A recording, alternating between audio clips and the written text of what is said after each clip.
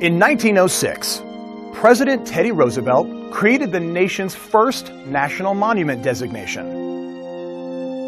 The purpose of this designation was to preserve for all Americans significant pieces of the country's history, ecology, geology, and beauty. All national monuments are designated by U.S. presidents and are chosen as their personal memorials of those most special parts of this great country. Memorials that they see a need to protect over all others. Some are big, some are small. Some garner large budgets and staff. Others, next to none.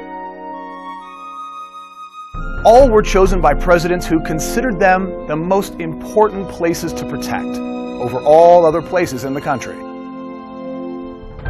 America's national monuments tell the story of the nation's past and present glory.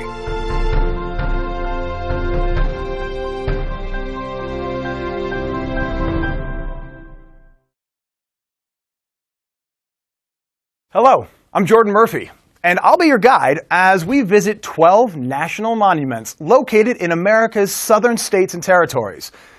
In this program, I'll show you the ruins of prehistoric cities rivaling any in the ancient world. They were built by Native American cultures living here in the South. It's a largely unknown story, and it's a story you can learn by traveling to the region's 3 national monuments devoted to prehistory.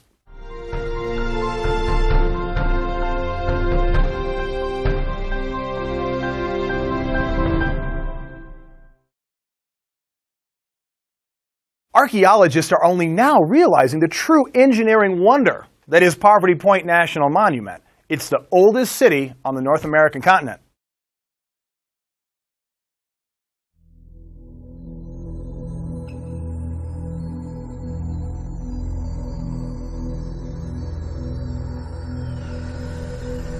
Springtime comes to the lower Mississippi River Valley, the Mississippi Delta flatlands. A chorus of birds heralds a new beginning. Ephemeral spring wildflowers are in full bloom below the emerging tree canopy. Purple violets, miniature forests like May apples, stately trilliums, the curious jack-in-the-pulpits, in fields of phlox. At this time of the year, there are 100 shades of green, not the uniformity of summer's full foliage. A battered Luna moth slowly dies after mating. At this place in present-day Louisiana once stood the oldest city in North America. Established in 1988 by President Ronald Reagan, this site is now called Poverty Point National Monument. Although part of the National Monument System, it is administered by the state of Louisiana. Within the monument are the remains of the only city the world has ever seen built by hunter-gatherer culture. At the center of the city was the Great Bird Mound. A staircase leads to the top. From this vantage point, one can see the many trees and shrubs that are in full bloom. On all sides, smaller earthen mounds are visible. To the west are 6 semicircular concentric terraces. On the terraces were the homes of this once magnificent city. Homes that might have looked like this. How many? I think once you try to evenly do some spatial patterning out there, you're probably looking at 500 to 600 homes that would very easily fall in here, with a population maybe 1,000 to 2,000 at its highest point. On the grounds of the monument is a visitor center containing some of the artworks of this mysterious culture, whose people were living at the time Stonehenge was reaching its completion. Here there are many objects of art and decoration that reveal a remarkable artistic sensibility. Who were these people who were able to do what no other hunter-gatherer culture has ever been able to do? Build a city that lasted for over 500 years. This is the mystery and wonder of Poverty Point National Monument.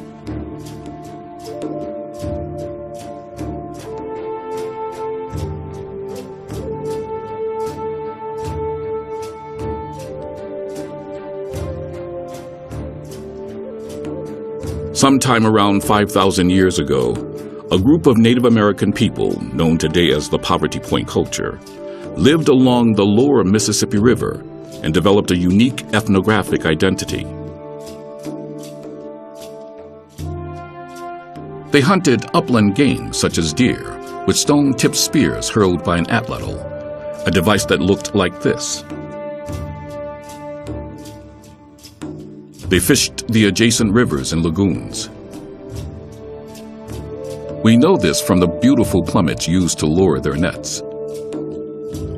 And they gathered roots from the plants growing in the nearby swamps. Then these hunter-gatherers embarked on something never done before. They figured out how to build a city built according to a master blueprint. So they're choosing this spot. Again, it all comes back to food. For me, the story is how they sustain themselves. And in an abundance when you consider the massive earthworks, because these folks weren't just sitting around taking it easy. You know, they're moving probably 1 million cubic yards of earth out here, which is a Corps of Engineers sized project. So there has to be enough within this environment to fuel that kind of an economy and corporate, work that they're doing. The scale of what these people did was staggering. The city was formed by 6 concentric earthen embankments that now stand 6 feet high and are 140 to 200 feet apart. They are separated by ditches or swales, where the earth was removed to build ridges. From end to end, the outermost terrace is 4,000 feet in length, the inner nearly 2,000 feet. The terraces are divided into 6 sectors by 5 cross-cutting aisles or corridors. In the middle is a vast central plaza. Surrounding the terraces are 5 earthen mounds, including the giant bird mound. Centrally placed, the bird mound is over 75 feet high. From head to tail, it is 710 feet long, and from wingtip to wingtip, 640 feet. When archaeologists took aerial photos, what they saw were clearly the remains of a city built of earth. It just didn't seem possible. Throughout all of human history, advanced agriculture had always been necessary for cultures to move from nomadic to urban societies. Diana Greenlee has been studying Poverty Point. When archaeologists first came here and started doing some excavations, and they discovered how large it is and just how amazing it is, they initially assumed that it had to be farmers, because in their experience they had not come across hunter-gatherers who could do or who did this sort of thing. And it wasn't until they actually started looking at the subsistence remains that it became clear that these were not farmers. It's just really amazing that a group of hunter-gatherers could construct all of this in a relatively short period of time. And it has really challenged anthropologists' assumptions about hunter-gatherer society and what they can accomplish. Although no burial remains of the Poverty Point people have ever been found, many trade goods from thousands of miles away have been unearthed. This was clearly a trade center of great power existing in North America long before the birth of Christ. In addition to these trade goods, many small objects of art have been found. Beads, pendants in various geometric and animal shapes, hundreds of small decorative ball objects, effigies and drawings of cats and owls, a fine collection of spear points, and most remarkably, small female figures baked from clay. Poverty Point National Monument truly is one of the great wonders of the ancient world. However, that this city is found on the delta of North America's greatest river, the Mississippi River, is not a surprise, as many of the world's early civilizations were located on river deltas.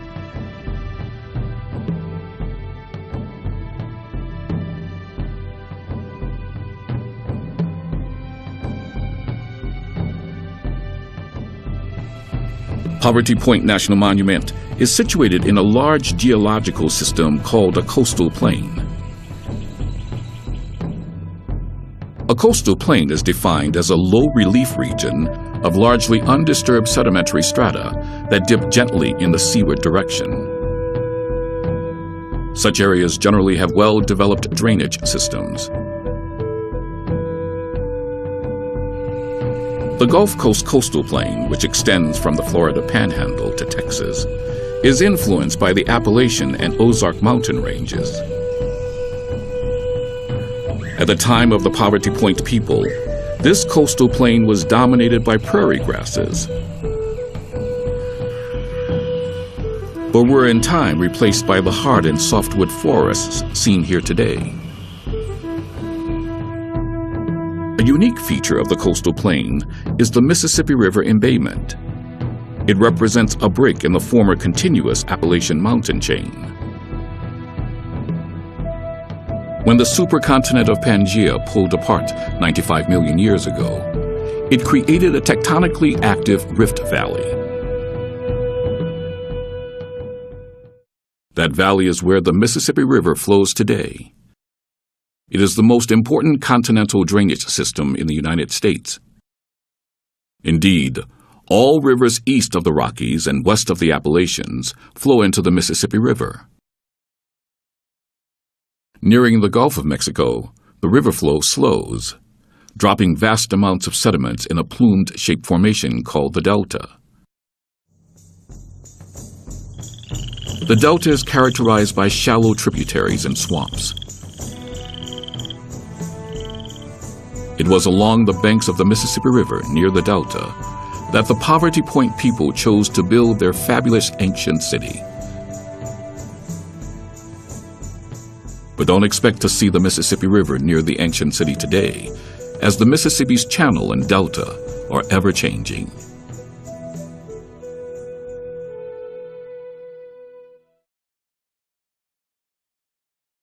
Caves have always been sacred places for ancient cultures. The one here at Russell Cave National Monument in northern Alabama is no exception. Here, there's a record of over 8,000 years of continuous occupation.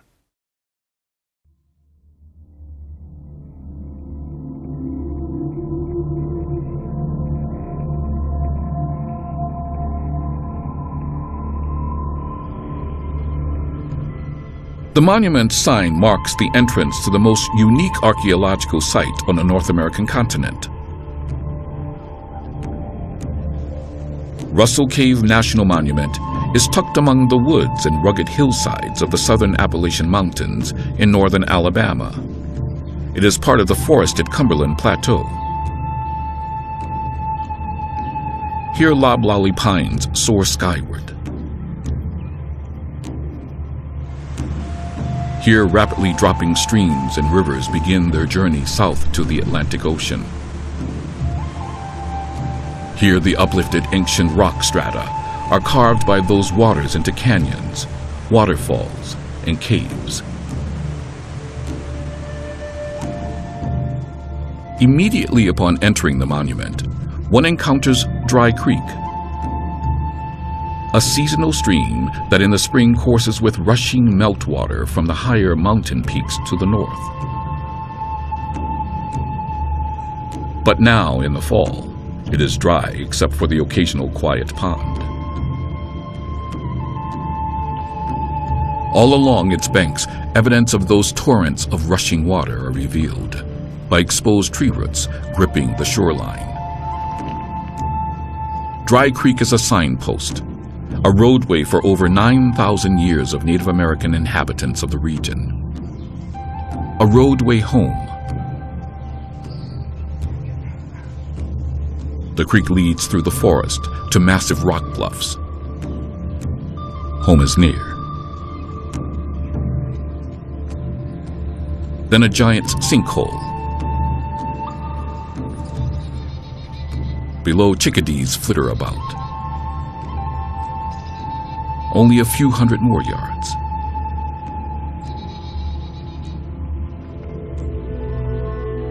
Now the bubble of clear, fresh water. Spring water. And then the welcoming rock shelter. Home and witness to every prehistoric Native American culture that lived in the region. Designated a national monument by President John F. Kennedy in 1961. Today it is known as Russell Cave. Walking along the boardwalk that now leads to the cave is Park Ranger Larry Bean. There's also the spring that's right in front of the cave, and this spring is a part that actually played a big part in making people come to Russell Cave. They had a shelter, they had a spring, and it was along a path where they could find it if they followed the creek. Indeed, Russell Cave contains the longest record of continuous human habitation in the U.S. Inside today, there is a reconstruction of some early cave residents. There is a magical feeling standing inside this cave, looking out as thousands had done before. It's a feeling of being in a protective womb. The cave is constantly changing. The cave itself has the condensation of the moisture on the rocks. On a cool day, the rocks cool off, and on a warm day with the high humidity, the rocks condense moisture like a cold drink, and that moisture will run to the low points and come to a drip mark, and that makes the drip marks in the floor. The droplets that hang there for a long time, and especially the ones that may seep through the limestone and pick up lime, they actually pick up enough calcium to hang there and evaporate and leave a little bit there, and these formations form over a long time period. The drip marks are only the latest stage in the cave's long geological history.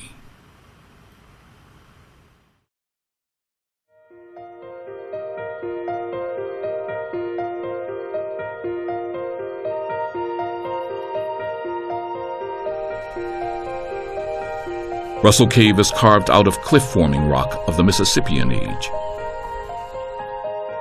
350 million years ago, the area was covered by ocean. As sediments settled to the bottom, they eventually consolidated into rock. Then, as the continents collided, mountain building began. And as this area was uplifted, the southern Appalachians actually in this area was uplifted fairly flatly, and then after the collision with Africa, there was a lot of overthrust belts to the east, and Sand Mountain and Lookout Mountain, both of them on the other side of the Tennessee River, are really flat-lying plateaus that are part of the Cumberland Plateau. The area in the higher part of the southern Appalachians was actually uplifted and crumpled and pushed up into more mountainous areas. In time, the solid limestone developed cracks, and water found its way into those cracks. The water slowly dissolved and eroded away the rock, forming caverns. The erosion process here at Russell Cave was greatly accelerated when the last ice sheet retreated, sending huge amounts of meltwater rushing down Dry Creek into the labyrinth of caverns. Then sometime around 10,000 years ago, the roof of the cave collapsed right here, creating this giant sinkhole, which is visible in front of the present-day cave entrance.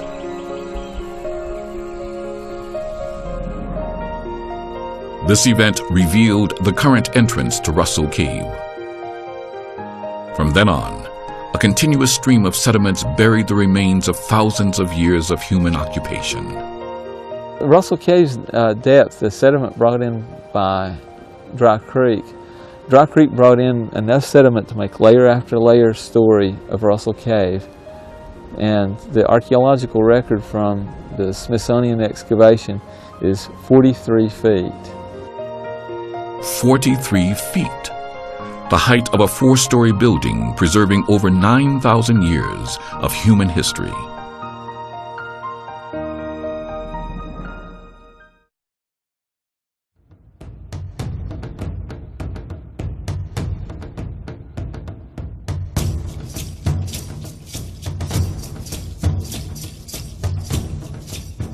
In 1953, a trail of Native American artifacts led to a cave hidden in a forested area adjacent to a farmer's field in northern Alabama.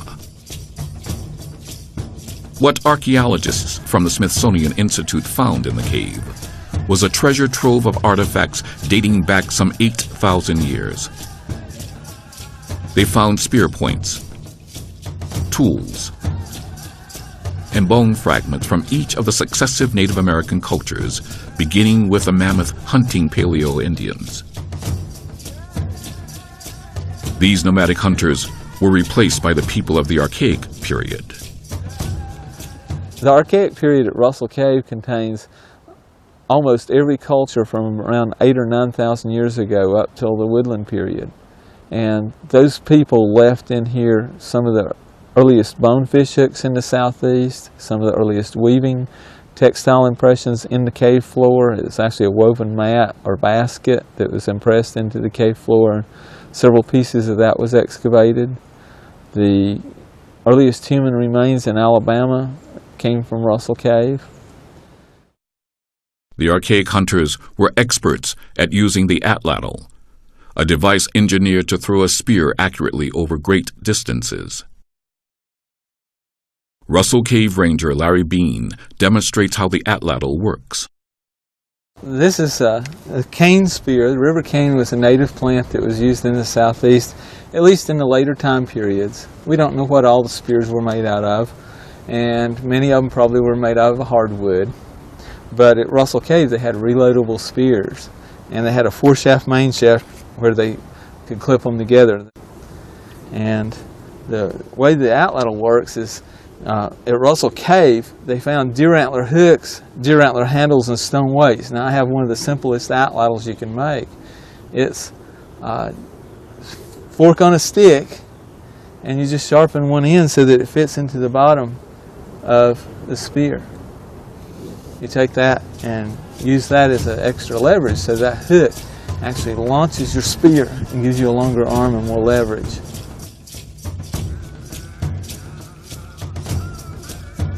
About 2,000 years ago, agriculture, particularly the growing of corn, made its way into the southeastern United States. From this practice, a new culture developed. It was called the woodland culture. At Russell Cave, the woodland period begins with the advent of farming, bows and arrows, pottery, not necessarily in that order, but the people's culture changed and they started developing a group organization. They still use the cave extensively here, sort of like it was too good of a home to pass up.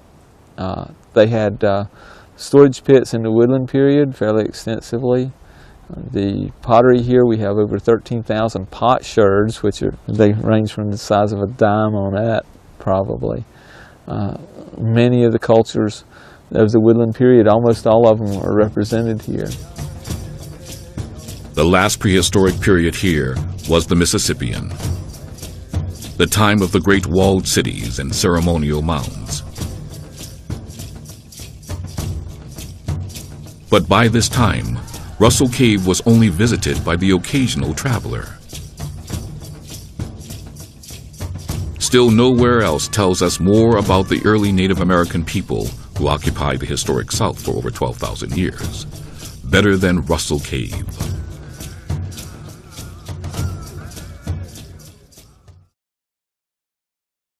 The doorway behind me leads to a ceremonial room that was once part of a great Mississippian city located in Georgia's Okmulgee National Monument. The city was part of a network of spectacular pre-Columbian cities that spanned the entire eastern half of the United States.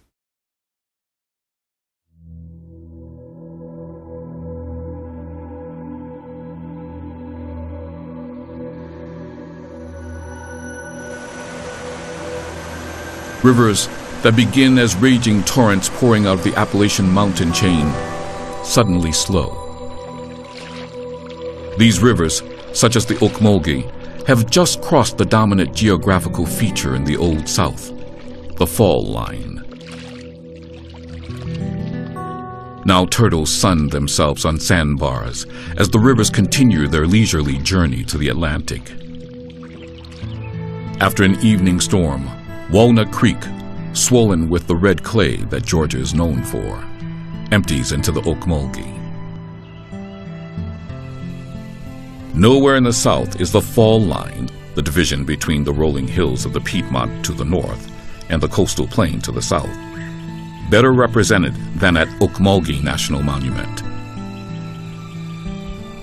Here is one place where the last vestiges of the hardwood forests to the north and the beginning of the famous southern swamps can be found in one place.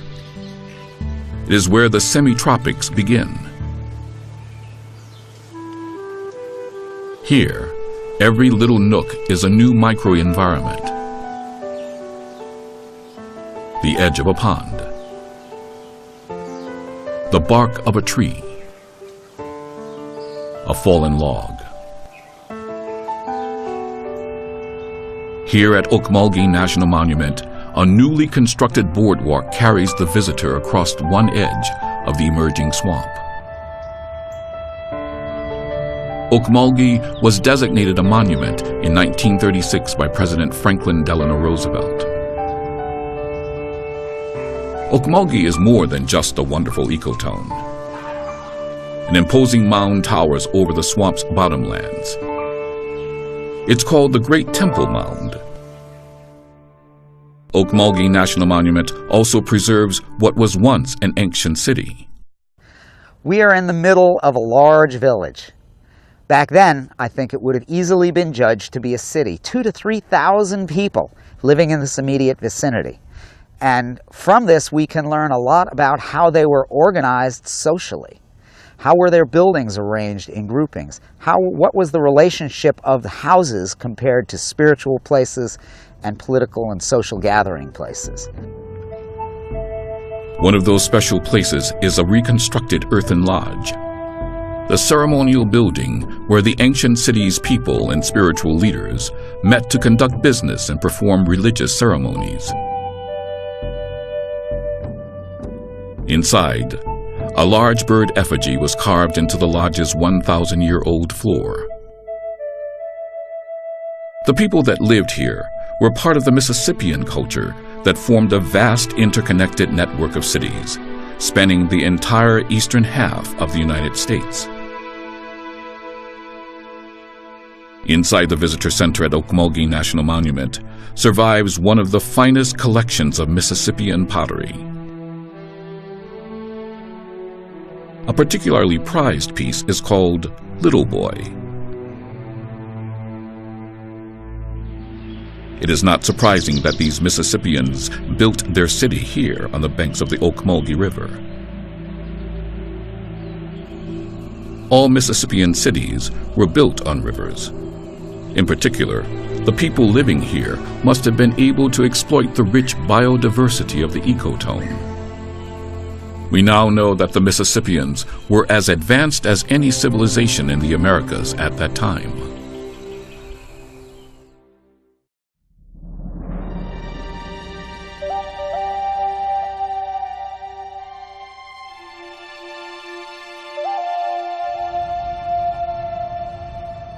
Around 700 AD, a remarkable transformation took place in the eastern half of the United States. Stephen Rudolph has been studying this change in the Native American economy. The Mississippians showed up around the year 900, and they arrived with a different cultural idea: agriculture as a main function of the society. Corn, beans, and squash, the three sisters. Those three agricultural products change a culture dramatically. They allow your children to grow up more healthy. They allow the older folks to live more successfully and pass on the knowledge they've gained. And it becomes a dependence on that agriculture, which is generally an advantage to the society. We also found a trade network that comes with these Mississippian people that extends throughout much of this part of the country. And so we look at that as an idea rather than a simple idea, a very complex idea. The people who are here were part of a much larger society that stretched up and down the entire Mississippi all the way to the coast. This remarkable network of cities could almost be viewed as a trade empire. Its capital, called Cahokia, was a city of over 20,000 inhabitants near present-day St. Louis. A typical Mississippian city looked something like this. Laid out as a rectangle, the cities were usually walled. Outside of the palisades were the agricultural areas. Unlike European cities, at the center was a large open space, common grounds where games could be played. On one side of the open space were the living quarters of the average citizen. The other side was reserved for the elite ruling and religious classes. Finally, every city had a number of large pyramidal, ceremonial, and burial mounds. Structures that, if they had been made of stone, would have been among the great wonders of the ancient world. We now know something of how these people looked. They drew themselves on seashells. At Okmulgee National Monument, archaeologists have reproduced a number of these drawings on a backlit glass screen. At about the time the Europeans arrived in the New World, all the great civilizations of North America were in decline. Still, when Hernando de Soto on his journey of discovery in 1539 encountered Mississippian cities, he described them as urban complexes of incomparable splendor. His descriptions were thought to be pure fancy. We're just beginning to understand the remarkable accomplishments of the Mississippian people.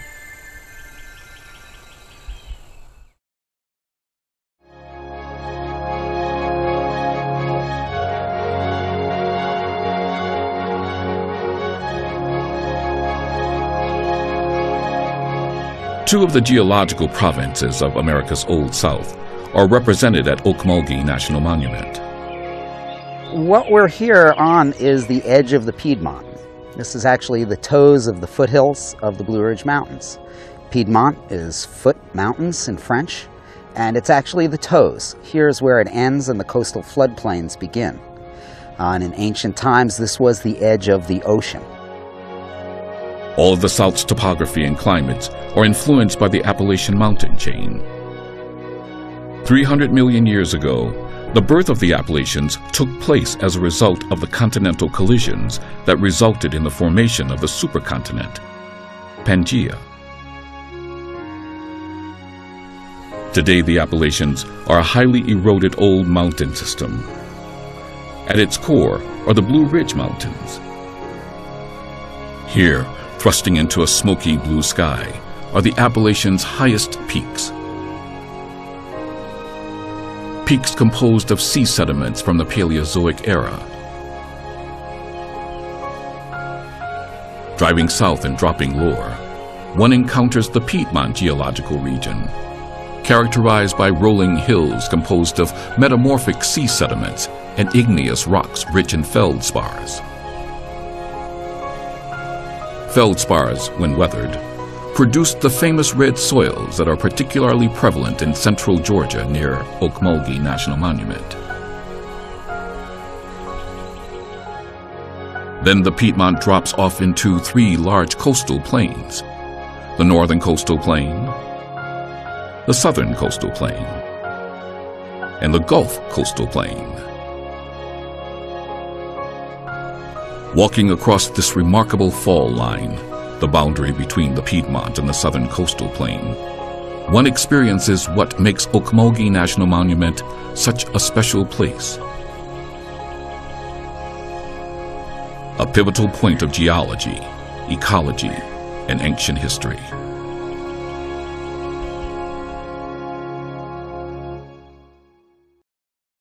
Thanks for joining me on our trip through the Southern Prehistoric National Monuments. I'm Jordan Murphy.